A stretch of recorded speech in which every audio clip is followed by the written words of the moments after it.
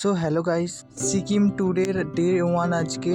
Siliguri station থেকে Gangtok hotel পর্যন্ত যা কিছু দেখব সব আপনাদের সাথে শেয়ার করব। চলুন শুরু করা যাক আজকের ব্লগ। ট্রেনের জানলা দিয়ে অপরূপ দৃশ্য দেখতে দেখতে তখন 10:44 পৌঁছে গেলাম শিলিগুড়ি স্টেশন। শিলিগুড়ি স্টেশন থেকে বেরিয়েই দেখলাম আমাদের গাড়ি দাঁড়িয়ে আছে, তাই ব্যাগগুলো সব গাড়ির মাথায় তুলে দিলাম। এবার গাড়ির দিকে যাচ্ছি। এই আমাদের ব্যাগ উপরে রাখা হচ্ছে। এই যে সবাই মিলে বসে গেলাম, যে যার সিট নিয়ে নিয়েছে। আমি বেচারা পড়ে গেলাম পিছনে। আমার পিছনের সিটে বসলেই বিশাল গা গোলায়, তবুও আমাকে পিছনের সিটেই দিয়েছে।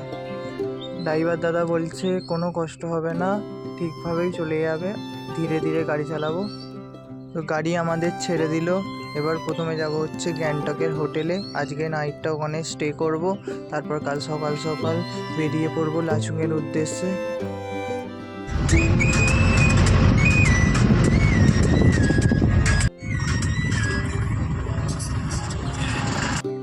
এই তিস্তা নদীর পাশ দিয়ে চলে যাচ্ছি।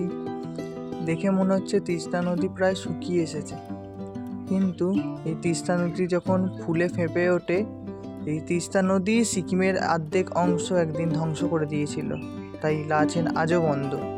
এখনো কবে খুলবে তার ঠিক নেই। পাহাড়ের উপরেই একটা শিব মন্দির দেখতে পেয়েছি। যে গাড়িতে বসে বসে কারোর আর তর সইছে না, সবাই বলছে কখন হোটেলে পৌঁছাবো। অনেকটা রাস্তা জার্নি করে এসে গেছি, বাট আর ভালো লাগছে না। আস্তে আস্তে আমার শরীরটাও একটু দুর্বল হতে শুরু করে দিয়েছে। যে প্রথমেই বললাম, আমার গাড়িতে বিশাল গা গোলায়।